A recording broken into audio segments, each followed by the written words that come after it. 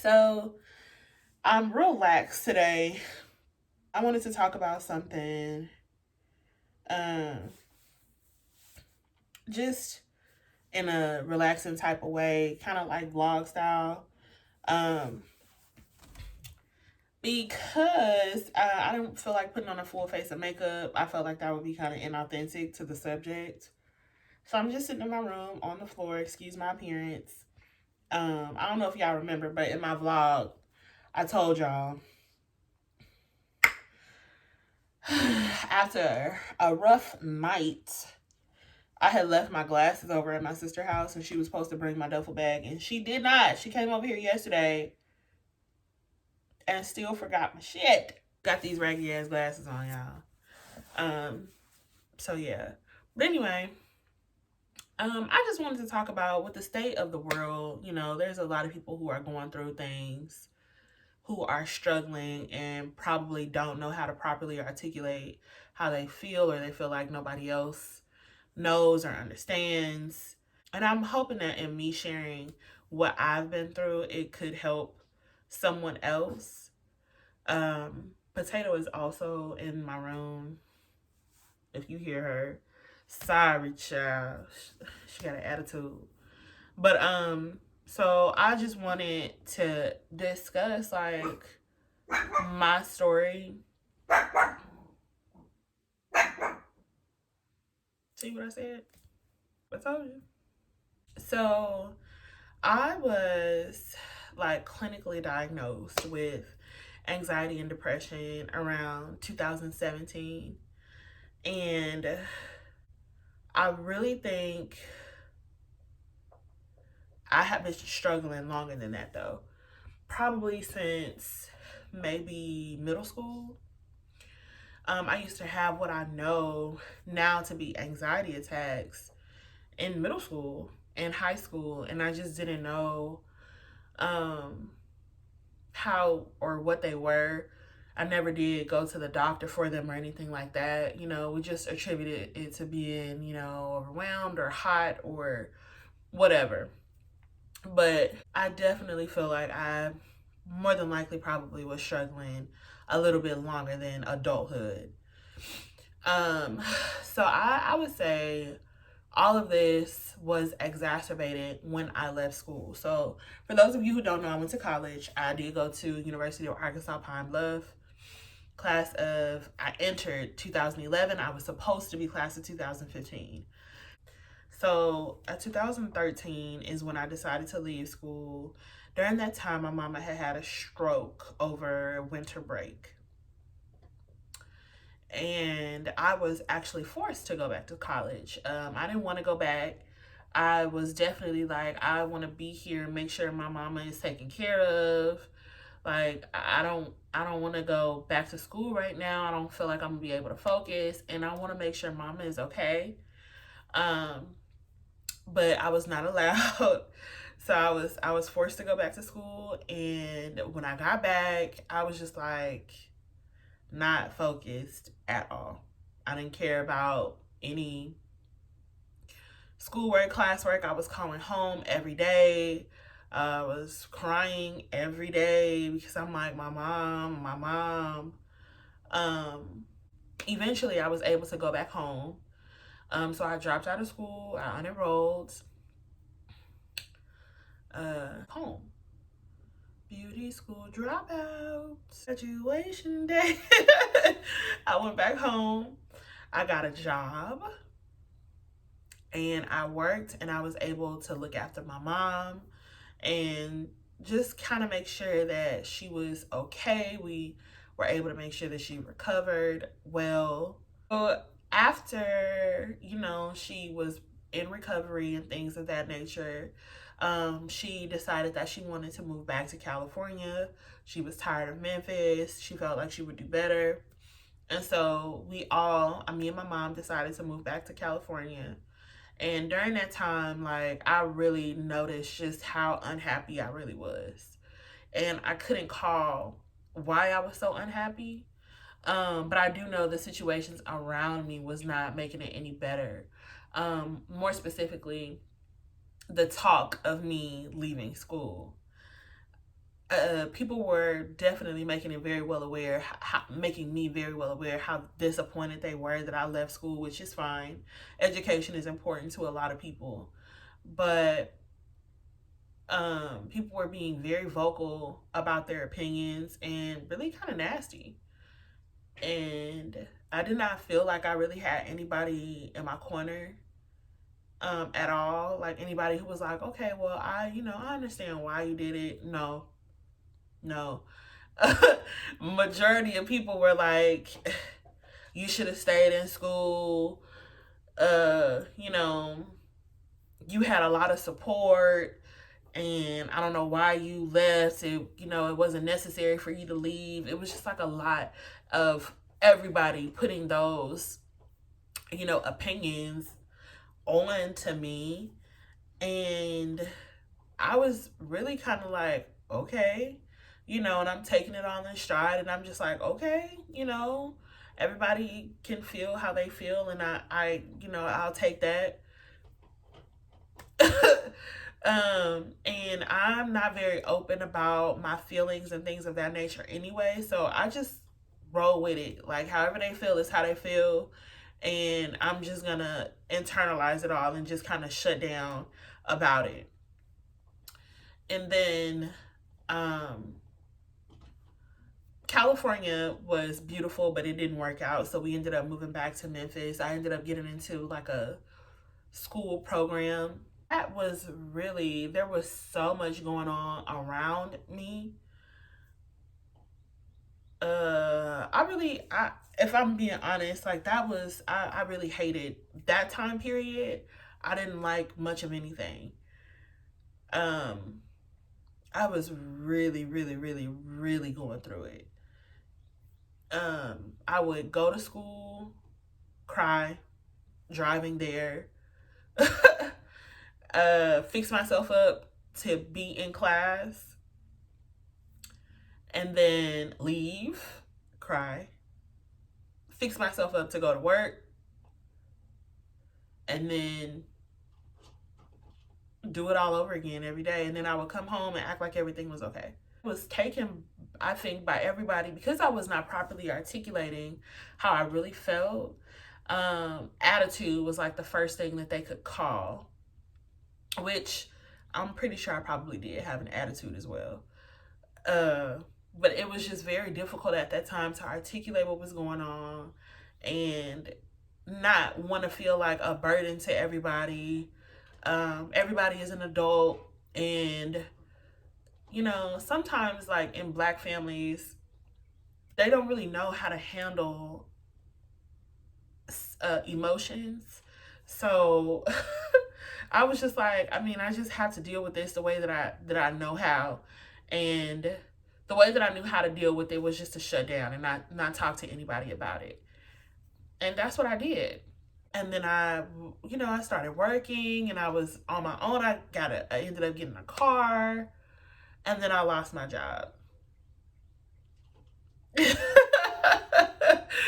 I ended up being in this group called Pinky Promise, and it was a Christian-based organization under Heather Lindsay, and there were chapters, and Memphis had their own chapter, and these women were 20 to 35, 40, and we would get together. We would have Bible study, we would have movie nights, we would have like community events, all of these types of things. And those women, when I was not able to articulate that I was really, really, really going through something, those women were very influential in my early 20s. They really, those friendships, some of them I don't speak to them anymore, but some of them I do still keep in contact with, and they really were like the support that I didn't feel like I was getting from home. Just be like in my journal, like just like just pouring out. And still things that I didn't know were going on. Because I even go back now and I read it and I'm like, you still didn't even recognize the severity of what you really were going through. Um, but being around them and being able to do those community events and being able to um, fellowship with them was really a beautiful time in my life. But I was still struggling. I was. And I ended up losing a job, which was like, and then I ended up ending a situationship that was on and off again for maybe about 5.5 years. And that was like a big adult decision that I had made outside of me leaving school, was to stop that. It was not serving me. It was not conducive to my growth at all. I didn't even like him really. If you want me to be completely honest, it was just that I think when you are young and you meet a person, you feel like I have to hold on to this because I'm never gonna meet somebody like this again. But that's not the truth. And I ended up leaving that, and I knew like that moment. I'm like, this is over, and I'm never gonna go back to this.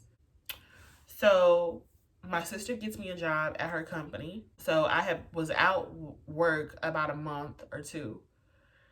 She ends up working at a company. She's like, just apply here. They have openings. Just apply. Just apply. I get another job. Great. I start working and I shortly realize I hate it. But this job is pays well. I'm able to pay my bills. I was able to move out. I'm able to do what I want to do. So I got this apartment and I love it. Okay. I'm like, yes, I'm finally adulting. I'm 24. I'm living on my own. And then I start to look around and I'm like, I feel off. Something is still not right. It's not right. Like something, I don't feel how I should feel. I should be happy. I should feel fulfilled. I should feel something, but I don't.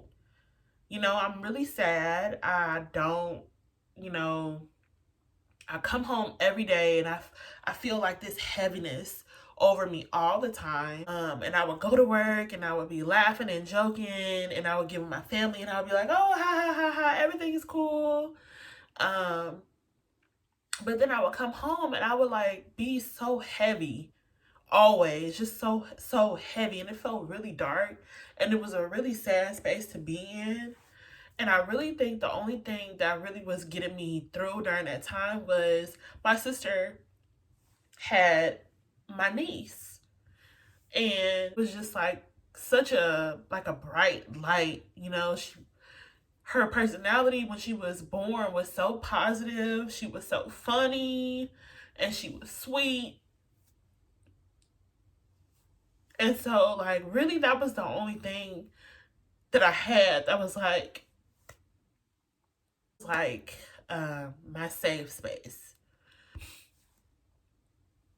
And there would be times where my sister would be like, can you watch Camilla? And she would bring her over. And sometimes I would just like hold her and just like cry. She was like she didn't even know it then. She was only a baby, like one. But she definitely was, you know, um, a, a piece. So there was one particular day where I'm sitting on my couch and I'm scrolling through Instagram. And the Shade Room used to do this series where they would highlight black or artists, like black artists, right? And this particular day, like there was 4 artists, if I'm not mistaken. It was Tyra Powers, Whitney Austin, Abel Creations, ABL. I can't pronounce it correctly. I'm not sure how to pronounce it. And then there was Brianna James. So I'm scrolling through all of their pages and I get to Brianna's page, and I scrolled all the way to the bottom of her page. There was something about her art that just ignited, it like sparked something in me. I come from a creative family and I took art in middle school, so I was familiar. I know how to draw basically. Um and I was like, I could do that. The next day, I go out to Hobby Lobby and I buy a Master's Touch acrylic paint kit, right? So the paint tubes are like this little. I still have a lot of them, but they were teeny tiny paint tubes. I buy a bunch of canvases, some paint brushes, and I set up my living room and I just start painting. Like and then I used up all of those canvases. And then I'm like, I gotta get some more. And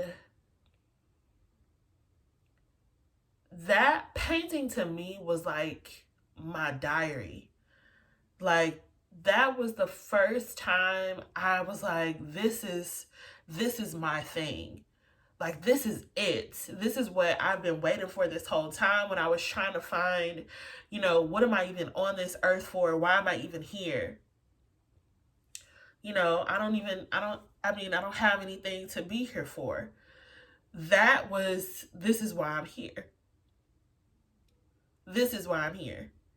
Is to do this, is to give my pain, my joy, my hurt, my disappointment. I can give it, I can put it on this canvas. This is what I was created to do. I found God through that paintbrush. I found joy. I found relief. Like, that was everything that I needed in the moment. And if you don't believe, I'm sorry, but I know that it was God who even, directed me to that page, because I never got on the popular page on Instagram ever. But this one particular day, I just hit it randomly. I didn't even know, that much about Instagram. That was like my first time. And so I just got on it and I was like, wow, like, this art is really beautiful. And I know that was like God really showing me, this is for you, to let you know that this is why I place you on this earth. This is what you were born to do. I started painting. I would like to say that after that I was fine, but I wasn't. I ended up going. It was around that time where I started to realize, like, I still need help though. Something is still going on. And the catalyst to that was one particular day I was sitting at work. And I was on the phone with a customer. I worked in customer service. And I'm hot. It was like a heat that like started from my feet and just like rose. I was hot and I'm sitting there and I kind of like put my head, I'm just sitting there, kind of in one of these types of situations. And I like immediately my hands, everything is just like, I can't do this. I can't. I'm grateful that me and my sister worked. Again, God works. He moves in ways that we will never know. But my sister worked with me, so we worked together. So I send a message to my sister, and I'm like, I can't do this. Like, I have to go. I'm crying, and I'm not like, I'm not like, not like that, but I am like, emotional. So I get up from my desk. I don't even put the customer on hold. I don't even do any of that. I just get up. I can't even talk, barely. My friend who was sitting next to me, she's like, are you okay? I just get up and I'm like, I can't. I put the headset down, I lock my computer, and my sister, I'm walking outside, and right when I'm walking outside, my sister is meeting me, and she's like, "What's wrong?" And I'm just looking at her, and I'm like I don't even know. I couldn't even put it into words. I'm like, I don't feel, I can't do this anymore. Like, I don't feel normal. Something is wrong. Something is wrong with me. Like, literally, that's all I can tell her. It's like, something is wrong with me. I don't know what it is, but there's something that's wrong. We're sitting there talking for a minute, and she's like, "You know what? I think you should go and get your stuff. Like, I think you should just take, you know, it's time for you to go ahead and, log off. Maybe you should try to look into talking to someone." Um,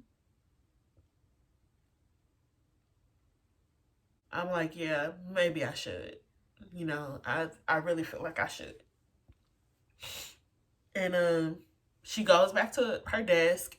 I go back to my desk, but I get my phone and I call my mom. And I'm calling her, and she's like, "Hey, what are you doing?" She's all jolly. And I'm like, "I don't," and I just like break down on the phone with her. And my mom was like, "Well, we kind of were waiting for you. We noticed a long time ago that there was something that was going on, but we was just waiting for you to say that there was something that was going on." I think that was like when I noticed like I wasn't as good as hiding it as I thought I was. Because, I didn't even notice, I didn't know that they knew, but I just knew that I wasn't feeling normal. And, I tell my sister that I'm going home for the day. And she's like, "Okay,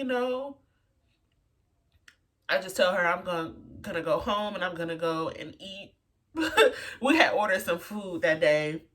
And my sister asked me, she's like, "If you go home, you don't feel like you're gonna like hurt yourself, do you?" And I'm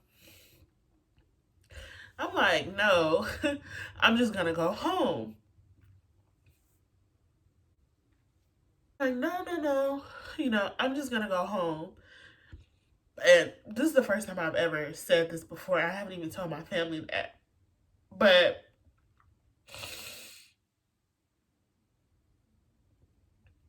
I was too like scared to tell her that, yeah, I kind of do feel that way. Like, if I go home, I don't know what I'm gonna do. So,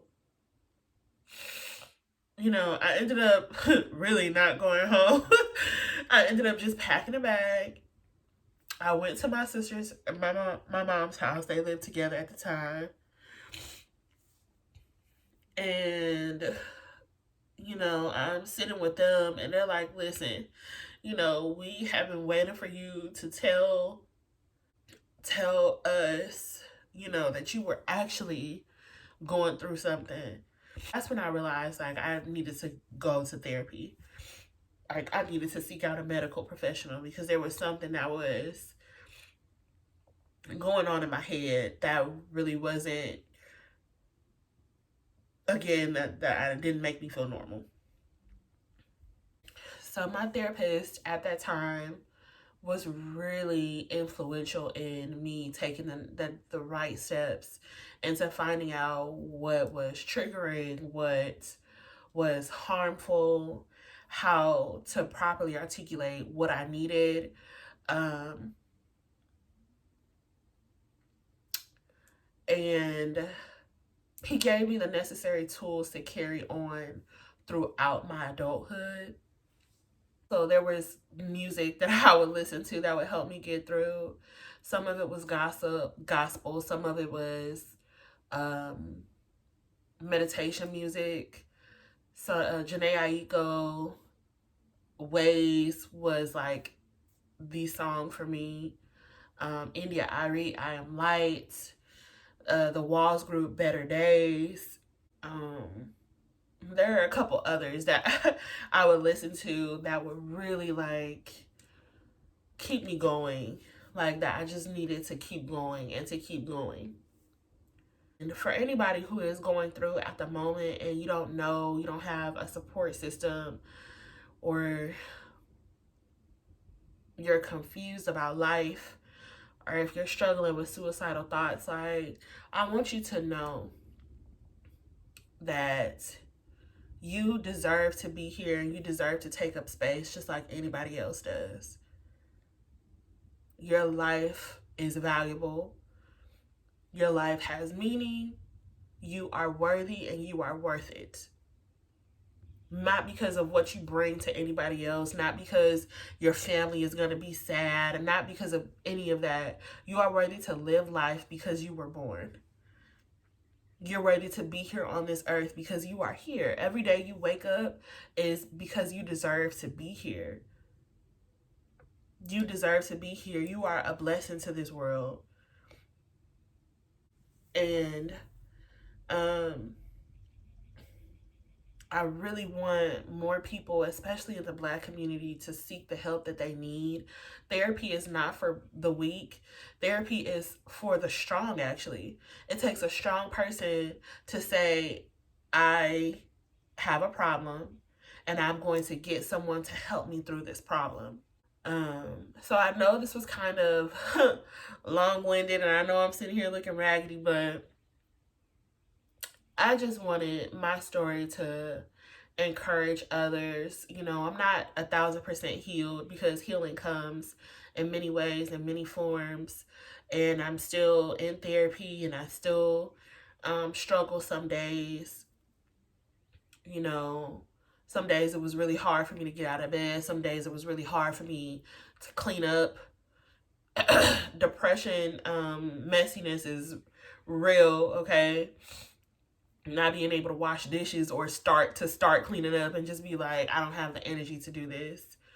And that's when I started to, that's what helped me notice like there was something going on, was me like not having the energy, or me feeling like I've already been asleep. Like, why do I still feel like I don't have any energy to do anything? This is weird.